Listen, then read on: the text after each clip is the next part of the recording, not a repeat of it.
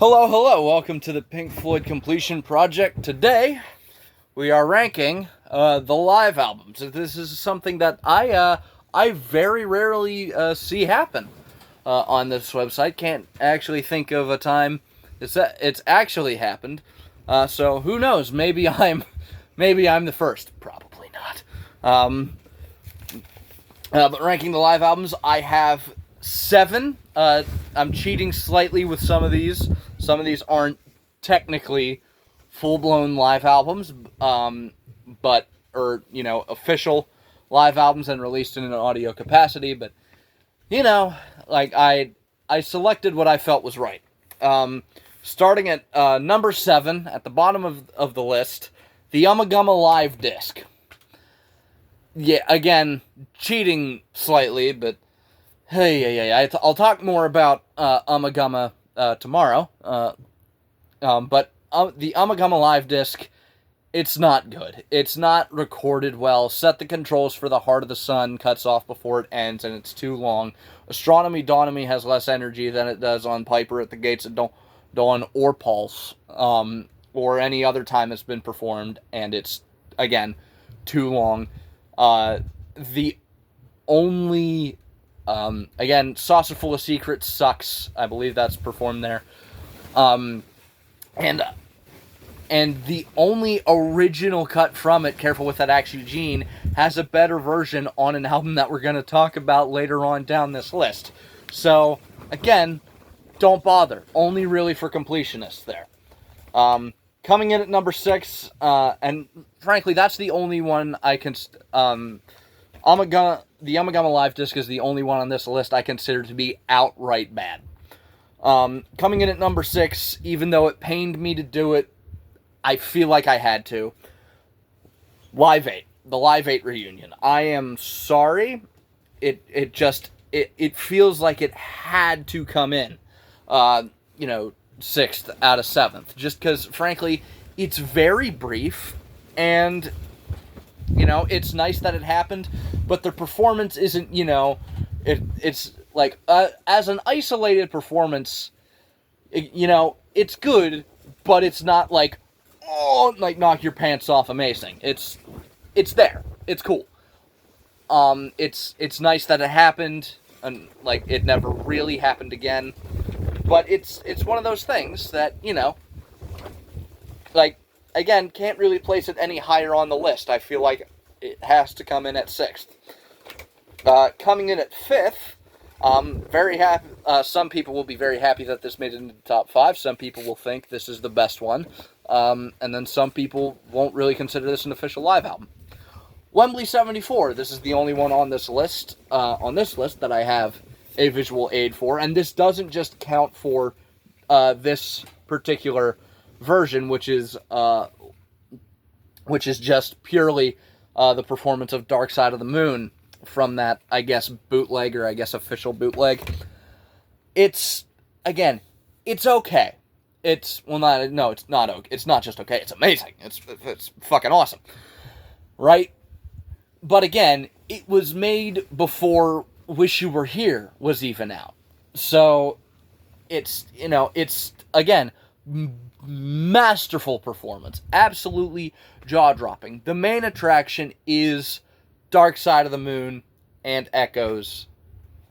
That's what people listen to this live album for. Not shitting on, the early version of Shine On You Crazy Diamond, or the early versions of Dogs and Sheep that are on this album, on the version that I consider it to be the full 2.5-hour thing. It just, again, in my heart, I can't really rank this any higher than 5th. Sorry. But it is a beautiful pre-Wall, it's just a beautiful window into Pink Floyd in the prime of their career. It truly, truly is. Number 4, Delicate Sound of Thunder. Delicate Sound of Thunder. This live album is one of the greats. It's brilliant. Again, brilliant versions of Money, brilliant version of Welcome to the Machine. All of the all of the cuts from Momentary Lapse of Reason on it are apart from Sorrow, are the definitive versions of those songs. Especially the stuff that people don't really think about. That is the best version of Learning to Fly. That is the best version of One Slip. It's, the best version of Yet Another Movie and the interludes and stuff. It is truly the best way to listen to most of those songs from a Momentary Lapse of Reason. And I'm not shitting on Momentary Lapse of Reason Studio. I think that's, brilliant. Right? And again, in my heart, can't really get this any higher than number 4. Some people might think, simply for the fact that Roger's not involved in it, and, them not liking Momentary Lapse of Reason, some people might think that this is the worst one, and it should go below everything else I've talked about. But for me, if I'm given the choice between Wembley 74 and The Delicate Sound of Thunder, I'm gonna listen to Delicate Sound of Thunder. I'm sorry. Coming in at number 3, Live in Pompeii. Again, not really interested in the studio versions of this material, but these are the definitive versions of all of the songs on it, apart from One of These Days and Echoes. Because the studio versions of those are brilliant. Brilliant. But this performance of stuff is brilliant. I didn't write down every song that's on every album. I'm just basically going off of memory. But Saucer Full of Secrets, that version is awesome. The best version of Careful With That Axe, Eugene. A pretty decent version of Set the Controls for the Heart of the Sun. It's awesome. It's awesome. Number 2, The Wall Live. It's awesome. Again, some people might think that, this shouldn't be this high because it's not a very large variety of material. It's straight up just The Wall, with a couple of added tracks, none of which previously existed. Again, fair. But for me, this truly is their second greatest live album. It's above Live at Pompeii. It's above Delicate Sound of Thunder. It's above Wembley 74. Right? It's just perfect. It's so good. Again, if they sync this soundtrack to like a remastered version of footage from that tour and they put it out as a live movie, I will see that thing in theaters as many times as I can. Because, again, it's just truly, truly brilliant. And coming in at number 1, I would argue it's the greatest live album of all time, Pulse. It's awesome. It's so fucking good. It's so fucking good. Again, full performance of Dark Side of the Moon. Wonderful performances of cuts from the Division Bell. The best version of Sorrow. One of the best versions of Run Like Hell. And the single greatest guitar solo of all time on this album's version of Comfortably Numb. Come on, man. It's masterful. It is a truly masterful performance. Astronomy Donomy coming back after 20 years. It's beautiful. It's truly, in my opinion, the greatest live album of all time. Right? And Pulse comes in at number 1.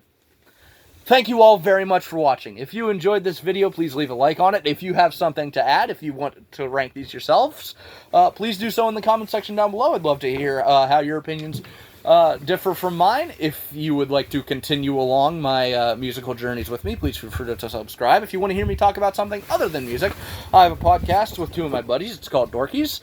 I will leave a link to the most recent episode of that in the description below, as I will leave a link to reviews of all of these albums, apart from Amagama, in the description below. I will leave a link to the reviews of those albums.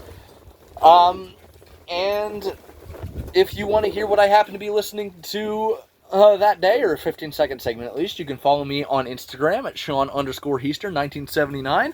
I post a 15-second segment of a song on my story there every single day. And with that, I would like to thank you all very much for watching, and I'll see you all in the next one, which will be where I rank the studio albums. I'm looking forward to that one.